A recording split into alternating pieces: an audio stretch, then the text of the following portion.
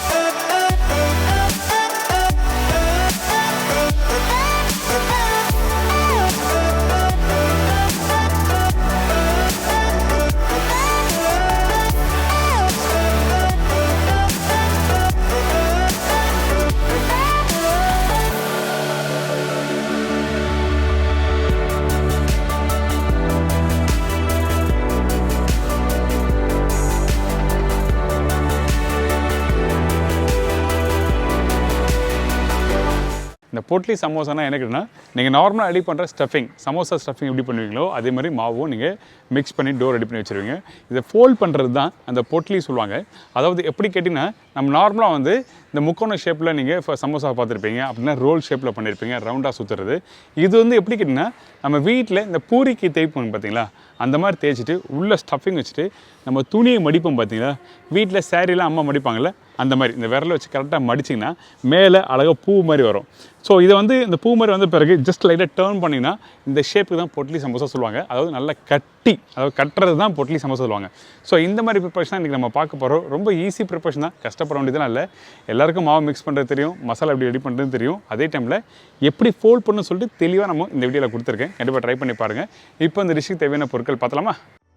மைதா 250 gram, உருளைக்கிழங்கு 4 number, beans 5 number, carrot 1, பெரிய size வெங்காயம் 1, பச்சை மிளகாய் 2 நம்பர், முழு சீரகம் 1/4 டீஸ்பூன், மஞ்சத்தூள் சிறிதளவு, சில்லி பவுடர் 1/2 டீஸ்பூன், தனியா பவுடர் 3/4 டீஸ்பூன், சீரகம் பவுடர் 1/4 டீஸ்பூன், கொத்தமல்லி தேவையான அளவு, உப்பு தேவைக்கேற்ற, எண்ணெய் ஃப்ரை பண்ணுறதுக்கு தேவையான அளவு. இதாங்க இந்த ப்ரிப்பரேஷன் தேவையான பொருட்கள். இன்றைக்கி ஒரு சூப்பரான ஒரு சமோசா பார்க்க போகிறோம். அதுக்கு முன்னாடி இந்த ஸ்டீப் பூர்ணாவோட வாழைப்பூ ஊறுக்காய், வாழைத்தண்டு ஊறுக்காய் நம்ம பார்த்துருக்கோம். இந்த ஸ்டீப் பூர்ணாவோட இன்னொரு பொருளை தான் பார்க்க போகிறோம். அதாவது ஸ்டீப் பூர்ணா பனா ஹெல்த் மிக்ஸ். பெரியவங்கலேருந்து சின்னவங்க இருக்கும் எல்லாருமே சாப்பிட்லாம். இந்த ஸ்டீப் பூர்ணா பனா ஹெல்த் மிக்ஸில் பார்த்தீங்கன்னா இதில் நிறைய தானிய வகைகள், பருப்புகள் எல்லாமே இருக்குது. அதாவது கம்பு, சோளம், முந்திரி பருப்பு, பாதாம் பருப்பு, பச்சைப்பயிறு, இந்த மாதிரி நிறைய இன்க்ரீடியன்ஸ், ஹெல்த்தியான இன்க்ரீடியன்ஸ்லாம் இதில் மிக்ஸ் ஆகிருக்கு. இன்றைக்கி இருக்க காலத்தில் நிறைய பேர் வந்து கஞ்சி சாப்பிட ஆரம்பிச்சிட்டாங்க. சில பேருக்கு கஞ்சி ரெடி பண்ண தெரியாது. அந்த டைமில் இந்த மாதிரி ஹெல்த் மிக்ஸை வாங்கி நீங்கள் வீட்டில் ட்ரை பண்ணலாம். இது எப்படி நீங்கள் சாப்பிடணும் கேட்டிங்கன்னா, இந்த பாக்ஸுக்கு பின்னாடியே செய்முறையை கொடுத்துருக்காங்க. அதாவது எப்படி கேட்டிங்கன்னா, கொஞ்சம் தண்ணியில் இந்த ஹெல்த் மிக்ஸ் பவுடர் நல்லா மிக்ஸ் பண்ணுறீங்க. அதுக்கப்புறம் கொஞ்சம் சூடான தண்ணியில் இந்த ஹெல்த் மிக்ஸ் பவுடரை நீங்கள் மிக்ஸ் பண்ணதை போட்டு திருப்பி குக் பண்ணுறீங்க. அதாவது 10லேருந்து 12 நிமிஷம் குக் பண்ணுறோம். அதுக்கு பிறகு உங்களுக்கு தேவையான அளவுக்கு நாட்டு சக்கரை, வெல்லம், அப்படி இல்லைனா பனை வெல்லம், இந்த மாதிரி மிக்ஸ் பண்ணிட்டு நீங்கள் மார்னிங் பிரேக்ஃபாஸ்ட்டில் சாப்பிட்லாம். இதை பற்றி ஃபுல் டீட்டெயில்ஸை கீழே டிஸ்கிரிப்ஷன் பாக்ஸில் கொடுத்துருக்கேன். இப்போ இந்த டிஷ் எப்படி பண்ணுறது பார்ப்போம் வாங்க. இப்போ ஃபஸ்ட் நம்ம சமோசா ரெடி பண்ணுறதுக்கு டோ ரெடி பண்ண போகிறோம். அதனால் என்கிட்ட இருக்க இந்த மைதாவை இந்த பெரிய பவுலில் போட்டிருக்கேன். அதுக்கு பிறகு உப்பு தேவையான அளவுக்கு. ஏன்னா சில பேர் வந்து உப்பு கம்மியாக போட்டால் போதும், மசாலாவில் அதிகமாக போட்டுக்கலாம் அப்படி போடுவாங்க. அப்படி பண்ணக்கூடாது. இந்த டோவிலையும் கரெக்டான அளவு உப்பு இருக்கணும்.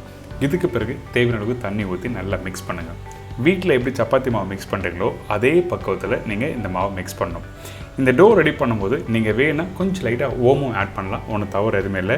ஓமம் போட்டால் நல்லாயிருக்கும். இது நார்த் சைடில் நிறைய பேர் யூஸ் பண்ணுவாங்க, சவுத் சைடில் தான் நிறைய பேர் யூஸ் பண்ண மாட்டாங்க. ஸோ அது உங்களோட ஆப்ஷன், எப்படி வேணால் நீங்கள் மிக்ஸ் பண்ணிக்கலாம்.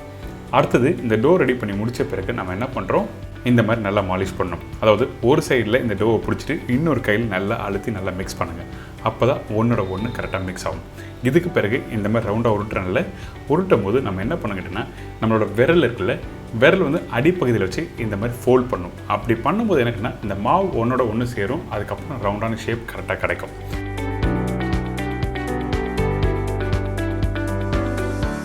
இப்போ கரெக்டாக ஒரு அரை மணி நேரம் ரெஸ்ட் விடுங்க. அதுக்கு பிறகு நம்ம என்ன பண்ணுறோம், எடுத்து ஷீட் பண்ணலாம். அதுக்கு முன்னாடி இந்த மசாலா ரெடி பண்ணுறது எப்படி பார்த்துடலாம். கொஞ்சமாக எண்ணெய், சீரகம், பச்சை மிளகாய், வெங்காயம். இந்த வெங்காயம் ரொம்ப நேரம் வதங்க வேண்டாம். ஜஸ்ட் நீங்கள் லைட்டாக மிக்ஸ் பண்ணிவிட்டு அதுக்கப்புறம் பொடிசாக கட் பண்ணி வச்சுருக்கேன் இந்த கேரட் பீன்ஸ். நான் கேரட் பீன்ஸ் உருளைக்கிழங்கு போட்டிருக்கேன். நீங்கள் வேணால் பச்சை பட்டாணி, கொஞ்சம் ஸ்வீட் கார்ன் இந்த மாதிரிலாம் நீங்கள் யூஸ் பண்ணிக்கலாம். பச்சை பட்டாணி போட்டால் இன்னும் நல்லாயிருக்கும். உங்களுக்கு அந்த டேஸ்ட்டும் அந்த காரத்தன்மையும் எடுத்து கொடுக்கும். இந்த கேரட் பீன்ஸ் வதங்கிறது வந்து ரொம்ப டைம் எடுக்காது. ஒரு 2 நிமிஷம் வதங்கினா மட்டும் போதும். இப்போது உப்பு தேவையான அளவுக்கு, மஞ்சத்தூள், சில்லி பவுடர், தனியா பவுடர் இதெல்லாம் போட்ட பிறகு இதை அப்படியே நல்லா மிக்ஸ் பண்ணுங்கள். இது மிக்ஸ் பண்ணும்போது தண்ணி ஊற்றக்கூடாது. கொஞ்சம் லைட்டாக மசாலா அடி பிடிக்கிற மாதிரி இருந்ததுன்னா ஒரு 2 டேபிள் ஸ்பூன் அளவுக்கு நீங்கள் தண்ணி விடலாம். அதிகமான தண்ணி போட்டிங்கன்னா உங்களுக்கு அந்த டெக்ஸ்சர் கொடுக்காது. இப்போ இந்த மசாலா ரெடி ஆகிடுச்சுல, இதுக்கப்புறம் இந்த வேக வச்ச உருளைக்கிழங்கு நல்லா மசிஞ்சு போடுங்க. உருளைக்கிழங்கு நீங்கள் கடையில் வாங்கும்போது பார்த்து வாங்குங்க. சில உருளைக்கிழங்குல இந்த கார்னர் பகுதியில் பார்த்தீங்கன்னா கொஞ்சம் பச்சை கலர் இருக்கும் பார்த்தீங்களா, அந்த மாதிரி உருளைக்கிழங்கு வாங்கி யூஸ் பண்ணோன்னா வேகவும் செய்யாது, அதே டைமில் டேஸ்ட்டும் நல்லா எடுத்து கொடுக்காது. அதனால நல்ல குவாலிட்டி உருளைக்கிழங்கு வாங்கி இந்த மாதிரி வேக வச்சு இந்த மசாலா போட்டு நல்லா மிக்ஸ் பண்ணுங்கள்.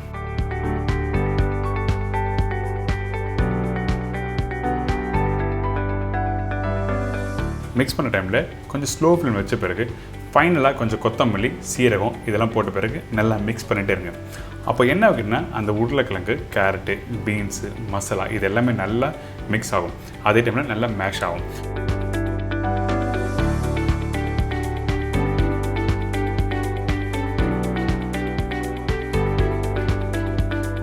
ஸோ இந்த மாதிரி டெக்ஸ்சர் வந்த பிறகு இதை அப்படியே எடுத்து இன்னொரு பவுலில் ட்ரான்ஸ்ஃபர் பண்ணி வச்சிடறோம். பார்த்தீங்களா, இந்த மாதிரி தனியாக எடுத்து வச்சிங்கன்னா சூடு ஆறும். சூடு ஆறின பிறகு அந்த ஷீட் ரெடி பண்ணுறதுல ஸ்டஃபிங் வச்சு பண்ணலாம். சூடோடு வச்சா உங்களுக்கு என்ன ஆகும், மைதா கரெக்டாக டெக்ஸ்சர் கொடுக்காது. அதனால தான் சூடு ஆறட்டும் சொல்லி வச்சுருவோம்.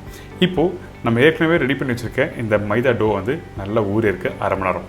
இப்போ நீங்கள் தொட்டினாலும் நல்லா சாஃப்டாக இந்த மாதிரி தான் இருக்கும். இதுக்கு பிறகு நம்ம என்ன பண்ணுறோம், திருப்பி மாலிஷ் பண்ணுறோம். அதே மாதிரி ரவுண்டாக உருட்டுறோம். இது ஒரு பேசிக்கான ஒரு விஷயம். எப்பவுமே ஒரு மைதா ப்ரிப்பரேஷனோ இல்லை கோதுமை யூஸ் பண்ணும்போது நல்லா மாலிஷ் பண்ணால் தான் உங்களுக்கு வந்து அந்த சாஃப்டான டோ கிடைக்கும். அப்போ தான் ப்ரிப்பரேஷன் பண்ணும்போது உங்களுக்கு நல்லா அந்த டெக்ஸ்சரோ இல்லை சாஃப்டான ஒரு சப்பாத்தியோ இல்லை பூரி பண்ணுறதுக்கோ ஈஸியாக இருக்கும். இதுக்கு பிறகு நம்ம என்ன பண்ணுறோம், ரஃப்பாக கட் பண்ணுறோம். கட் பண்ணிவிட்டு இந்த மாதிரி ரவுண்டாக உருட்டுங்க. இந்த மேரேஜ் ஃபங்க்ஷன்லாம் போனீங்கன்னா நீங்கள் எல்லாம் பார்த்துருப்பீங்க. பெரிய ஃபங்க்ஷன் பண்ணும்போது இந்த மாதிரி ரவுண்டாக விட்டுட்டு கட் பண்ணுவாங்க. எதுக்காக இந்த மாதிரி கட் பண்ணுறேன்னா ஈவன் சைஸ் கிடைக்கும். இல்லைனா ஒன்று சின்னது ஒன்று பெருசு அப்படி கிடைக்கும்போது அந்த சமோசாவோட சைஸு கரெக்டாக இருக்காது. அதனால தான் இந்த மாதிரி ரவுண்டாக விட்டுட்டு அதுக்கப்புறம் 1 by 1 கட் பண்ணுறோம். இப்போ நம்ம என்ன பண்ணுறோம், எந்த கட்டையில் உருட்ட போகிறோமோ அதில் கொஞ்சம் லைட்டாக மைதா போட்டுருங்க. அதுக்கப்புறம் ரவுண்டாக ஈவன் ஷேப்பாக உருட்டுங்க. பூரிக்கு என்ன சைஸில் விட்டுங்களோ அதே மாதிரி சைஸ். ரொம்ப பெரிய பூரி சைஸில் பண்ண மாட்டீங்க, மீடியமான சைஸ், அதாவது நம்ம உள்ளங்கை அளவுக்கு இந்த மாதிரி உருட்டிருக்கணும். அதுக்கு பிறகு தின்னாக ரோல் பண்ணுங்கள். ரொம்ப இம்பார்ட்டன்ட், திக்காக கூடாது. அப்படி திக்காக இருந்தால் நம்ம பேக் பண்ணும்போது, அதாவது நல்லா மடிப்போம் பார்த்தீங்களா, மடிக்கும் போது கொஞ்சம் கெட்டியாகிடும். அதுக்கப்புறம் சாப்பிடும்போது நல்லா இருக்காது. அதனால தின்னாக ரோல் பண்ண சொல்கிறேன். இப்போ ஸ்டஃபிங் நடுவில் வச்சுருக்கேன். இதுக்கு பிறகு கொஞ்சமாக தண்ணி தொட்டு அந்த கார்னர் பகுதியில் இந்த மாதிரி அப்ளை பண்ணுங்கள். எதுக்காகனா இந்த மாதிரி ஃபோல்ட் பண்ணும்போது உங்களுக்கு கரெக்டாக ஒட்டும் ஒன்றோட ஒன்று. அதனால தான் தண்ணி அந்த கார்னர் பகுதியில் வச்சுருக்கோம். இப்போ ரொம்ப ஒரு ஈஸியான ஸ்டைலில் எப்படி மடிக்குதுன்னு பார்க்குறீங்க.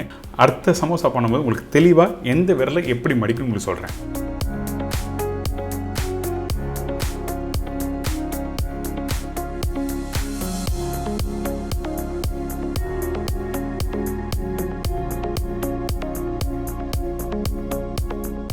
பார்த்தீங்களா, இப்போ சமோசா எப்படி ரெடி பண்ணுறது எல்லாம் தெரிஞ்சிருக்கும். இருந்தாலும் நான் இன்னொரு சமோசா பண்ணுறேன். இப்போது அதே மாதிரி ஷீட் பண்ணுறோம்.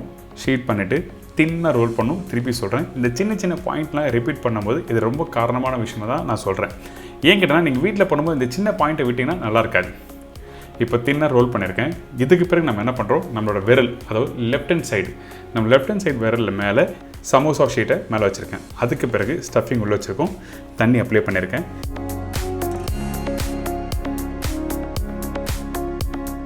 இந்த பெரிய விரல் பக்கத்தில் இன்னொரு விரல் இருக்குல்ல, அந்த விரல், இந்த பெரிய விரல் என்ன கேட்டிங்கன்னா கீழே போகும். அது பக்கத்தில் இருக்க விரல் வந்து மேலே இருக்கும். நீங்கள் வீட்டில் துணி எப்படி மடிப்பீங்க, அதாவது சாரீ கட்டமாக மடிப்பீங்களா, அதே மாதிரி மடிக்கணும். இப்போது இன்னொரு கையில் இருக்க பெரிய விரலுக்குள்ள அந்த விரலும் சேர ஆரம்பிக்கும். அதாவது எப்படின்னா ஒரு விரல் கீழேயும் இன்னொரு விரல் மேலே இருக்கும். நீங்கள் 2-3 வாட்டி நீங்கள் பண்ணினா கரெக்டாக அந்த ஷேப் வந்துடும். இதுக்கப்புறம் நம்ம என்ன பண்ணுறோம், ஜஸ்ட் லைட்டாக ப்ரெஸ் பண்ணுங்கள் ஒரு 2 வாட்டி. ப்ரெஸ் பண்ணிவிட்டு அதுக்கப்புறம் லைட்டாக ரொட்டேட் பண்ணுங்கள். ரொம்ப அழுத்தி ரொட்டேட் பண்ணோன்னா மெதுவாக ரொட்டேட் பண்ணிவிட்டு எடுத்து வச்சிங்கன்னா இந்த பொட்லி சமோசா ரெடி. இதுக்கப்புறம் இன்னொரு முக்கியமான விஷயம் என்ன, இந்த சமோசா ஃப்ரை பண்ணும்போது நிறைய பேர் கொஞ்சம் ரொம்ப சூடாக இருக்க எண்ணெயில் போட்டுருவாங்க. அப்படி போடவே கூடாது. எப்போவுமே மைதாவை நீங்கள் வீட்டில் ஃப்ரை பண்ணும்போது என்ன பண்ணணும், ஸ்லோ ஃப்ளேமில் ஃப்ரை பண்ணணும். அதே டைமில் எண்ணெய் கொஞ்சம் சூடாக இருக்கணும். ரொம்ப எண்ணெய் சூடாகுதுன்னா நீங்கள் அந்த சமோசா போட்ட உடனே என்ன பண்ணால் அந்த மைதா பபுள்ஸ் மாதிரி வந்துடும். அப்படி வந்தால் கரெக்டான ஃப்ரை பண்ணுற பக்குவம் இல்லைன்னு அர்த்தம். அதனால் எந்த அளவுக்கு ஸ்லோவாக ஃப்ரை பண்ணலாம் அந்த அளவுக்கு ஃப்ரை பண்ணுங்கள். இப்போ நான் இந்த சமோசா ஃப்ரை பண்ணுறதுக்கு குறைஞ்சபட்சம் ஒரு 5லேருந்து ஒரு 6 நிமிஷம் டைம் எடுத்தது. இதே நார்மலாக நீங்கள் வீட்டில் ஒரு வடை போடுறீங்கன்னா ஒரு 2 நிமிஷத்தில் ஃப்ரை பண்ணி எடுத்துலாம். அதனால தான் சொல்கிறேன், தெளிவாக சொல்கிறேன், ஸ்லோ ஃப்ளேமில் ஃப்ரை பண்ணி எடுத்தீங்கன்னா ஒரு சூப்பரான பொட்லி மசாலா ரெடி.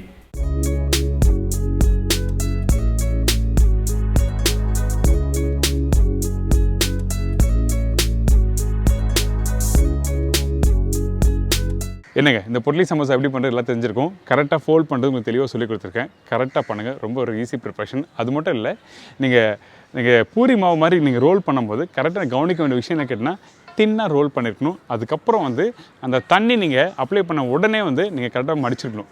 அப்போ தான் உங்களுக்கு அந்த மாவு கொஞ்சம் லைட்டாக ஃபோல்ட் பண்ணுறதுக்கு ஈஸியாக இருக்கும்.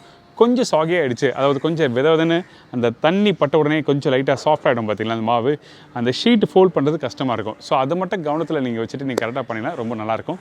இதே மாதிரி நாளைக்கு இன்னொரு டிஷ்ஷை சந்திக்கிறேன். நன்றி, வணக்கம், see you, bye bye, take care.